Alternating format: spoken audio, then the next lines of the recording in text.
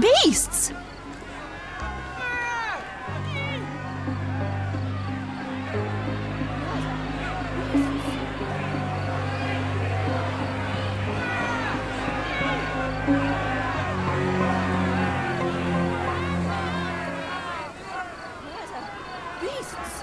Murderers!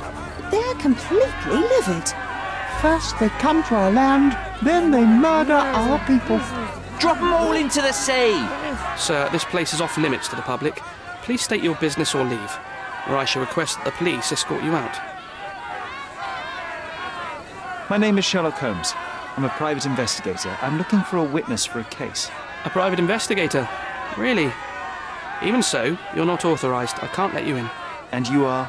I'm Ronald Harlow, here to handle the refugee situation on behalf of City Hall. I'm the acting supervisor here, so I have full authority here to ask you to leave, or I shall order the police to detain you for trying to pass the blockade. Please, step back.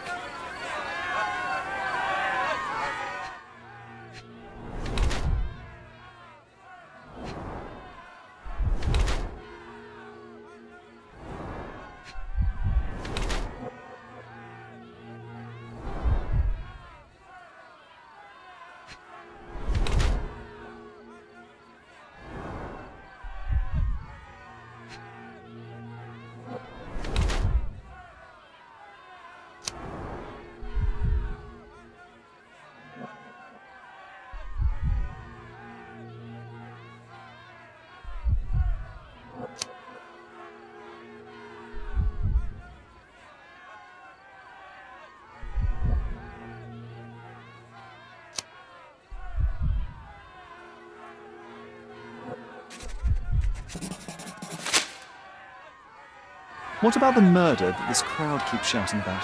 It's mere assumption. I assure you that the situation is under the police's control. I know you want to deal with this in the right way. You are obviously a professional and a responsible person, but you clearly have never handled a situation like this before. I am handling it, Mr. Holmes. Don't question my capability here. And tell me how you do it. You can't even calm this gathered crowd, and as for the police, they're not quite managing it either, are they? You consider yourself a problem solver, but until today, you've been solving problems sitting at your desk in a dark corner of a city hall room. Here, you need a more practical approach. What are you driving at, Mr. Holmes? I can help you to handle the situation if you're truly interested in solving things quickly and quietly. And how exactly would you manage that? Simply tell the police that I'm with City Hall and I'm permitted to investigate the scene. I'll work out the rest, but in return I need your help finding my witness. She's a young refugee. She's with child or was with child recently. Look, there is indeed a dead body inside the camp. So even if the girl you are looking for is there, all the refugees are now being detained and interrogated by the police. They won't allow you to speak with her, and I can't do anything about that until the situation settles down. So it's in our mutual interest to settle it. Oh. I suppose that things are bad enough that I ought not shy away from help. All right, Mr. Holmes. I'll tell the police to allow you to come inside. Just tell me when you're ready. Mr. Harlow, how did the refugees end up here exactly? Oh, so you're not from around here yourself? I've been away for some time, but I read the papers. Yes, this whole story has been in the papers for almost a year now. They were smuggled to Cordona on a ship from Africa. Smuggled? Then why didn't you deport them? The smugglers managed to sneak them to shore and hide them inside an abandoned warehouse.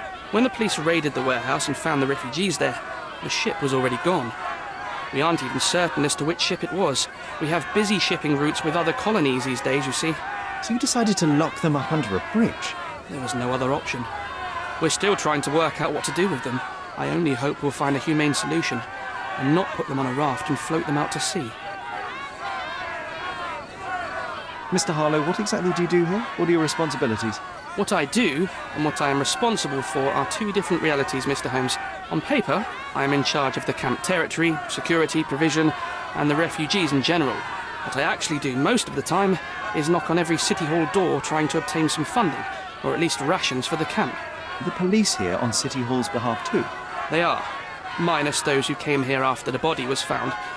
The governor won't let the refugees disperse into the island, so there's a significant police presence guarding the camp. Naturally, they answer directly to the police. I have some influence here, but I'm not their direct authority. I'm ready to take a look at the scene. All right. Go inside the camp and find Inspector Tewksbury. He's the officer investigating the scene. Tell him I sent you. Say you're an independent expert from City Hall. He'll fill in the details for you. I'll find my way with words. Thank you, Mr. Harlow.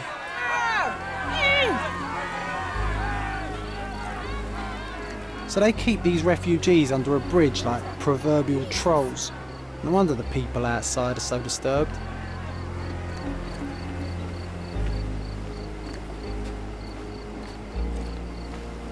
Who the hell are you? How did you get in here? Mr. Ronald Harlow let me in, sir. I'm Sherlock Holmes, a surveyor of refugee affairs with City Hall. You're Inspector Tewksbury, I presume? A surveyor? What does that even mean? In short, I've been sent to conduct an extensive report on the incident for the Colonial Office and to assess all the damage inflicted on state property. Got it. Another paperworm sent to count money and get food for archive mold. Go on, look around, but don't make yourself too at home. As if I didn't have enough problems before you appeared. Could you first tell me what happened here? What happened? People from the bridge above the camp heard a woman screaming and saw a mass of refugees attacking a man. Clearly not a refugee. When the camp guards came by, the man was floating in the sewage canal with a knife in his chest. Bam. A murder. Big news for Cordona. I'm sure. Thank you, Inspector. And none of the refugees were harmed? One fellow was cut. He's lying over there near their kitchen. He's in a bad way. You mentioned a woman screaming who attracted the bypassers on the bridge. Was she harmed? No, she's all right, but perhaps the whole debacle started because of her. She started wailing and the refugees stood up for the girl. And where is this young woman now? Back there in the shacks, same as the rest of the refugees. She's been questioned by my men, but she's just some refugee girl. Can't understand much English. Did you learn anything about the dead man? The fellow looks like a thug. I've had dozens like him fished out of the sea over the past 20 years. Ever since these refugees arrived, there have been people on Cordona with bad blood in them. My best bet is that this thug had something against them too. And no clue as to his identity? He had some items on his body, but nothing to indicate who he was or where he was from. I think I should catalogue his possessions in my records. Go on. They're on the table near the body. Do you have any suspects yet? You're joking, right? I've got a whole camp full of suspects. And if you ask me, this bloke had it coming. Better bury him and forget about the whole thing. And now there's a crowd gathered at the camp, and my superiors say we must thoroughly interrogate the refugees. At least those who can understand any English. Do you believe that your superiors wish to get rid of the refugees? I think that both our superiors would rather keep the story quiet. Since that's an unaffordable luxury now, they're looking how to protect their public image. That's why I have to waste my time waiting for my people to turn every stone and befriend every refugee. Here we go again. Number of hours on Cordona before stumbling upon another dead body? 0.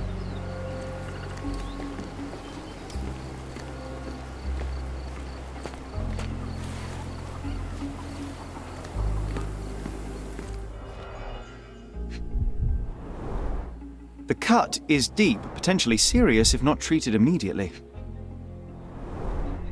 He is in shock, feverish and dehydrated. Sherry, you know first aid. Surely you have a duty to help this man. You can't leave him to certain death.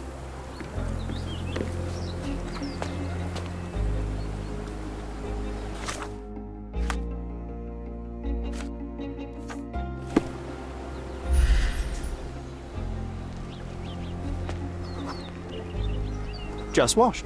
Better than nothing to bandage the wound.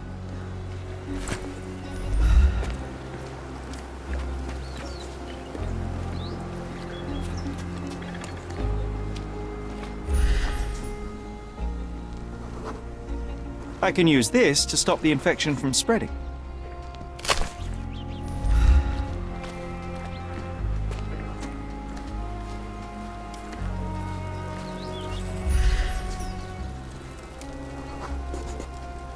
I'll use it to create a solution. I've plated all the ingredients, now to prepare the first aid solution.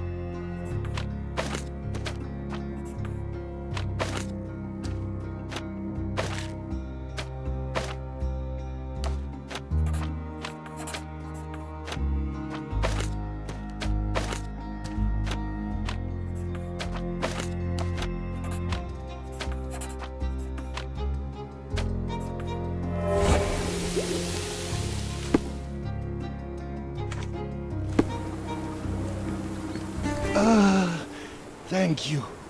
This should make you feel better, my friend. Now remain lying down and drink as much water as you can. Well done, Sherry. At least he won't die from the infection. Well, carnelian agate beads, a traditional African adornment.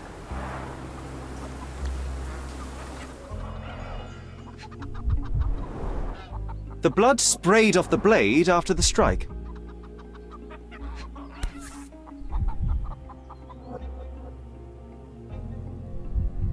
No hint of blood or impact. It might have been used as an improvised weapon.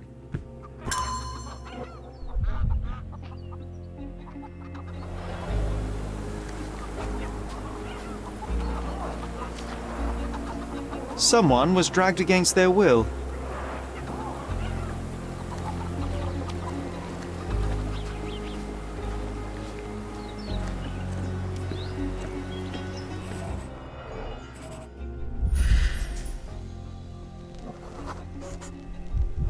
Police boots. Always a man's footprint. A heavy boot with a worn-out sole.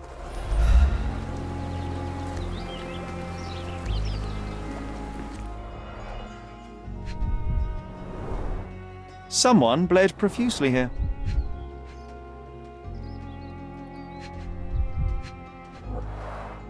A fresh crack, as if the crate was hit recently.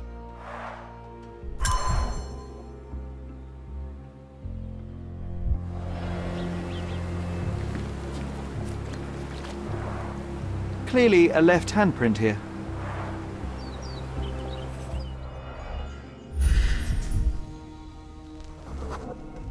A furrow in the ground. A blood trail leading to or from the canal.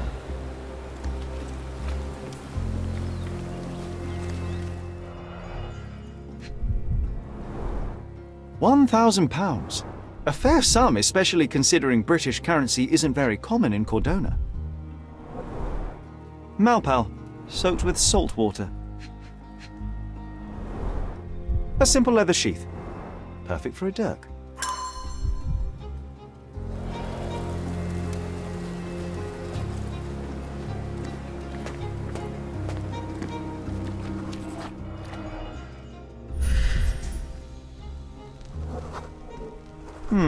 Coal dust under the nails. I don't see much coal around here. A steel dirk, sharp. A common accessory among sailors and soldiers.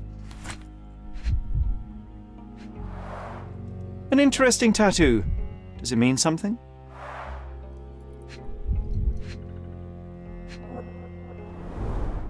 I'd say the blade penetrated upward, however the wound is too messy to be certain. Heavy boots, with one sole far more worn than the other. This man was limping John. A violent death. But this man, limping. Coal dust. I think we're onto something here, John. You know what? I'd like to understand. What? How did our dead man end up inside the camp in the first place?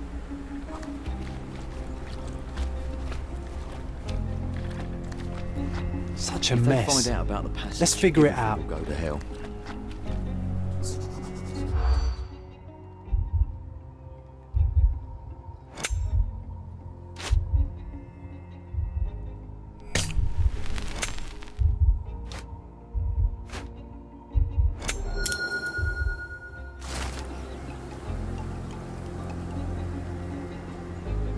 Nobody will know anything if you keep your bloody mouth shut.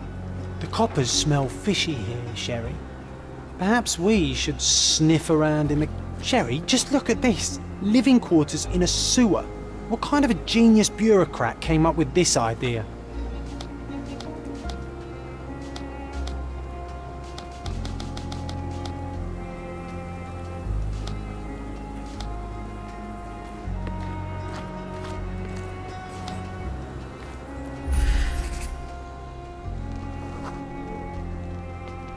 Sealed shut.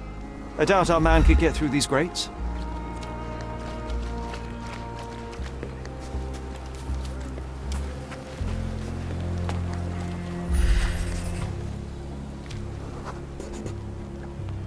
It's unlikely anyone could get in or out of the camp by water without alerting the police guards.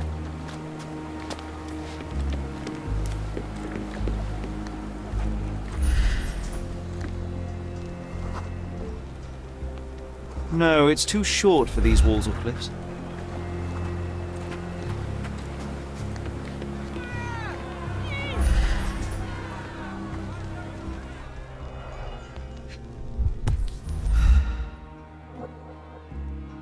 A single Malpal butt.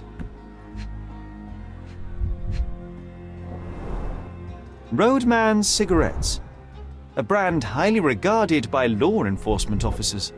So there wasn't any sophisticated infiltration plan. The good old police just let the man into the camp. Now we have everything we need to get the full picture of what happened at the camp.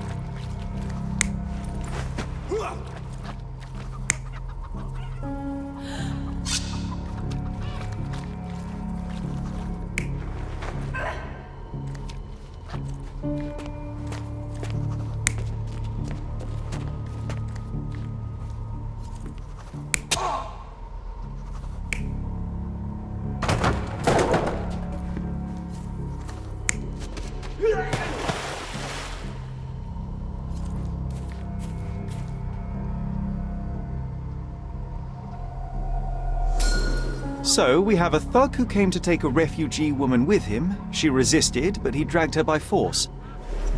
One of the refugees stood in his way, armed with a stick, yet he could do nothing against a cutthroat with a blade. The man didn't anticipate that the other refugees would intervene and stand against him. In the confusion, the woman managed to break free.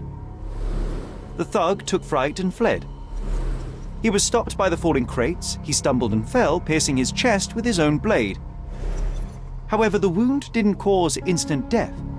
He managed to stand, but still bleeding, he lost his balance on the bridge and fell.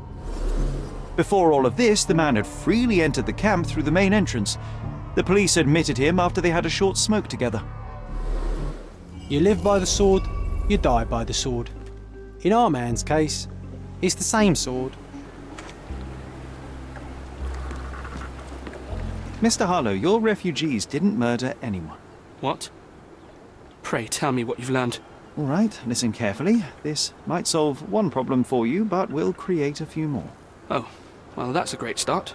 The man came to the camp intending to kidnap one of your refugees, a woman. What he didn't expect was that the refugees would stand up to protect the woman. A brawl had broken out. In the chaos of it, the man stumbled over those crates and fell on his own blade. How do you know he fell on his own blade? The wound in his chest was inflicted from an unusual angle. It was not an offensive stab, shall we say. The refugees didn't touch him. And judging by the blood at the scene, the intruder managed to raise himself but was unable to walk very far. He ultimately fell into the canal. But how did he sneak into the camp? Why didn't the police see him? And this is where your new problems emerge, Mr. Harlow. What do you mean? You're not a dull-witted man. You know what I mean. There is no feasible way to get into the camp without the police guards knowing of it. The pile of mess I had to sort out has just become bigger, but somehow that doesn't surprise me. Anyway, I thank you for your help, Mr. Holmes. I'll take it from here. Meanwhile, I'll make sure the police aren't detaining the refugees any longer. You can go back in and look for your witness. You think one small clerk can make any difference in this place? Who knows, John? Just one ill-fitting cog could make the whole machine crumble. You still here?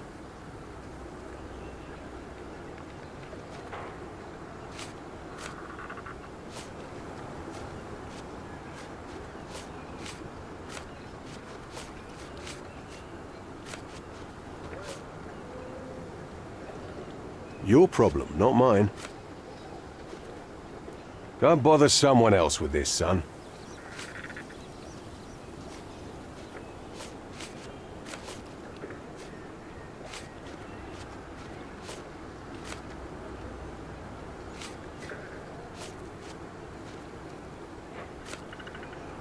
The guards at the sewers were speaking about taking refugees out of the camp. Do you know anything about this, Inspector? Less than you do, obviously. And this doesn't bother you as an officer of the law? I can neither punish them nor put them on the right track, if that's what you're asking. Maybe your friends at City Hall could do something about it, but I seriously doubt that. To be honest, I'm sick and tired of being frowned on for my uniform. If those fine gentlemen you've eavesdropped on are in some shady business, that's on their heads.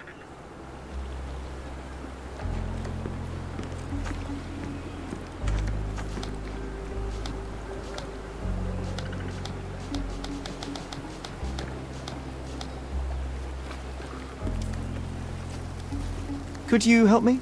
They often take us from the camp to work. Most don't mind, though.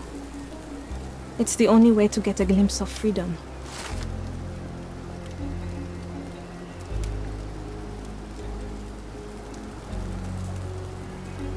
So there's a smuggling ring in the camp. This wasn't the first time that someone freely entered the camp to take a refugee out. At least it was certainly his last time. My gut tells me that we'll learn more about this ring when we find out where the thug came from.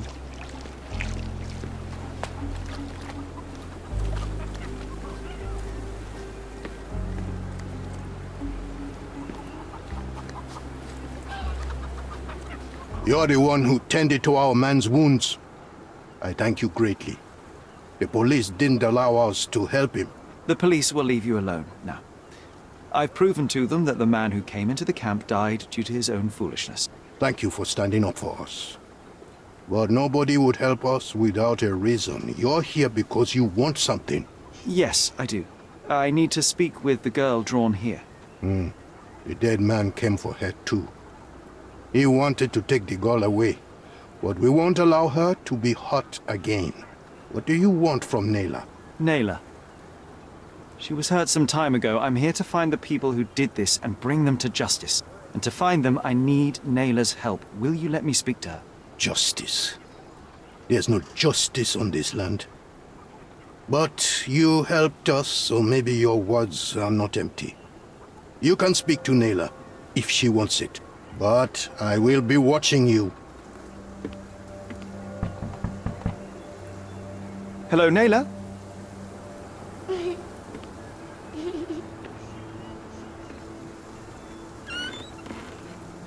My name is Sherlock. I know someone hurt you. I am here to help. I'm trying to find the people involved and bring them to justice. Please. There is a photograph, and I'm sorry, it is terrible, but I simply must ask. Where did this happen? What can you tell me about these people? Christ, Sherlock. Naylor, I'm sorry. I'm not very good at this. You come here for me, but you are rude and cruel and condescending. a cross. The man had this cross. Now go away. Leave us be. I do not need another white man's help. Oh, glad that wasn't me. Not my best work, John, by a long shot. Naylor doesn't want us meddling. I'm starting to wonder what this all achieves. But she helped you anyway. Now we know that maniac's face and the cross he wore, we can still catch him.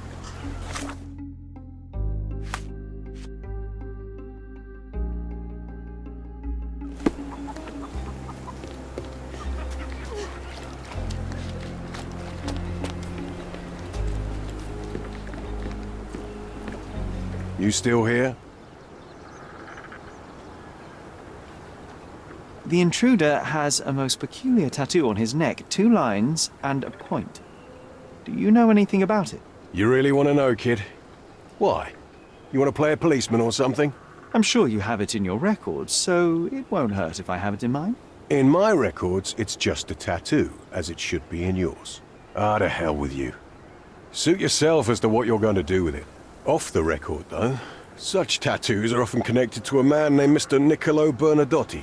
Bernadotti, you say? A respectable businessman in Scaladio. His company imports goods and wines, and smuggles everything that can be smuggled between the colonies and the mainland. His people can be identified by an obscure tattoo, just like the one over there our friend has. But these are all merely rumors, you see.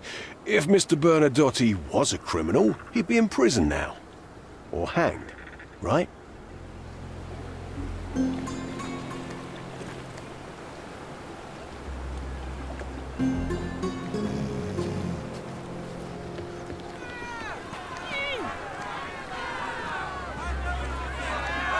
Murder! Beasts! Is this... I just need to collect my thoughts, Sherry.